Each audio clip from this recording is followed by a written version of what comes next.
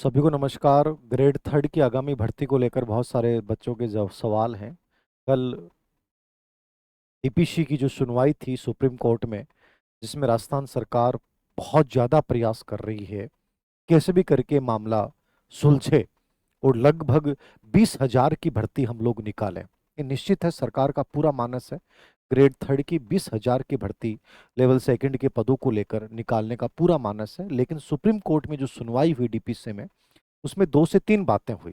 क्योंकि कहीं ना कहीं ये मान के चलिए कि पहले की अंदरूनी गलतियां कुछ थी और वो प्रॉब्लम क्रिएट कर रही हैं। कैसे कर रही हैं?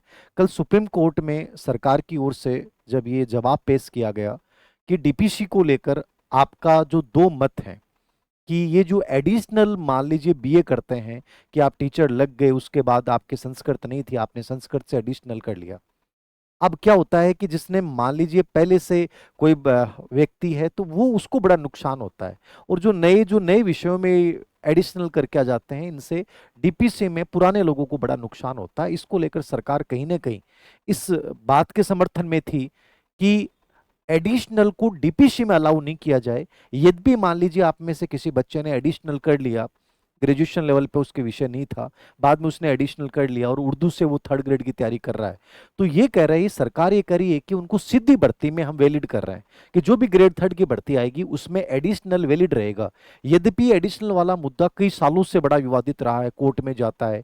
ग्रेड सेकंड में भी यही मुद्दा चलता है कि एडिशनल मैंने इंग्लिश से कर लिया, अब मैं ग्रेड सेकंड दे सकता हूं नहीं दे सकता हूं, तो ये कोर्ट में चलती रहती है प्रक्रिया।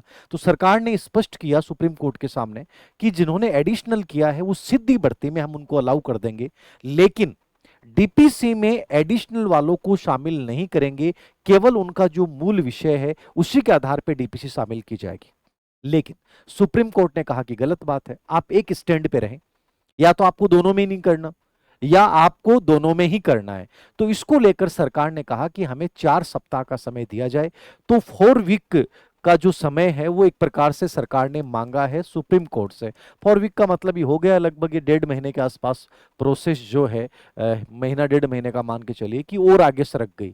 अब आपके दिमाग में आ रहा है कि सर ये क्या होगा, लेकिन अंदरूनी खबर ये है कि सरकार ने अपने लेवल पर डीपीसी की प्रक्रिया की जो प्रोसेस है उसको लगभग प्रारंभ कर दिया है। किसी भी शर्त पर डीपीसी सरकार को करनी है और ग्रेड थर्ड की भर्ती निकालनी है। और दूसरी इंफॉर्मेशन जो मेरे पास यहाँ आई, हमारे मित्र हैं हनुमान किशन जी, उन्होंने एक चीज बताई मुझे कि सर हो सकता है आज या कल में एक 7,000 की भर्ती जो है वो लेवल सेकंड के पदों को लेकर बहुत जल्दी आ जाएगी। यद्यपि सरकार का मानस 20,000 पदों का, याद रखना कितने पदों का, 20,000 पदों का, और ये अपने आप में बहुत बड़ी बात हो जाएगी। लेकिन 7,000 के लिए वो कह रहे हैं कि संभवतः सर विज्ञापन आ जाएगा और इसमें विशेष शिक्षा के पद भी होंगे लेवल सेकंड में। उन्होंने ये भी बोला है कि लेवल फर्स्ट में विशेष शिक्षा के पद नहीं होंगे, लेकिन लेवल सेकंड में विशेष शिक्षक के पद भी इसमें शामिल है। फर्स्ट में क्या है क्या नहीं है, ऑथेंटिक इंफॉर्मेशन ज़्यादा है नहीं, लेकिन हाँ ये तय है कि जो भी वैकेंसी आएंगे इनमें स्पेशल एजुकेशन के, आपके विशेष शिक्षक के पद जरूर आएंगे। तो ये दोनों बच्चों के लिए एक प्रकार से खुशखबरी है कि लेवल सेकंड की भर्ती जस्ट आ रही है, बहुत जल्दी आ रही है, थोड़ा बहुत टाइम लग सकता है। अब आपके दिमाग में आएगा कि सर फिर इसकी एग्जाम कब होगी।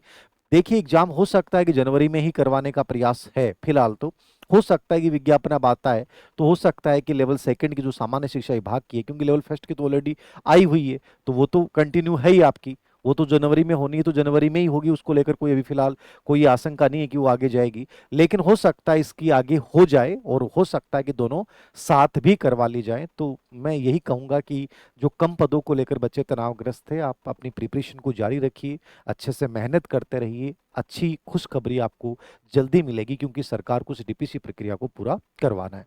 ये पीछे हमने इसलिए लगाया, थंबनेल आप कहोगे कि सर आप ऐड कर रहे हैं, निश्चित रूप से आप ऐड मान सकते हैं। ये जो हम 3 से 4 टेस्ट सीरीज ग्रेड थर्ड को लेकर आए हैं, उनमें हमारा उद्देश्य ये है कि बच्चे के कॉन्सेप्ट क्लियर हो और वो करने के बाद बच्चे का एक भी बिंदु दिमाग में ये नहीं रहे कि सर मैंने ये नहीं पढ़ा। तो ये जो है वो साइकोलॉजी, आईसीटी और पेडागोजी वाला जो पार्ट है उसमें 50 नंबर के पार्ट को लेकर ये टेस्ट सीरीज हम प्रारंभ किए। इसके अलावा हमने ऑलरेडी पहले से एक राजस्थान बोर्ड की बुक्स पे एक एसएसटी के लेकर अभी जस्ट स्टार्ट कर रहे हैं, एक राजस्थान ज्योग्राफी को लेकर स्टार्ट कर रहे हैं, और उनका उद्देश्य ये है कि उनकी एक्सप्लेनेशन प्लस प्रश्नों का लेवल इस प्रकार का होगा कि एक टॉपिक में यदि आपने इन प्रश्नों को हल कर लिया तो कंप्लीट टॉपिक आपका कवर हो जाएगा।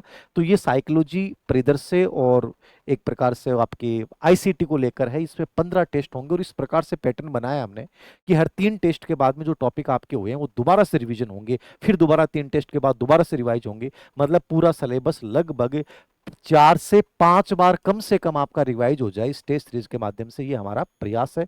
तो धन्यवाद।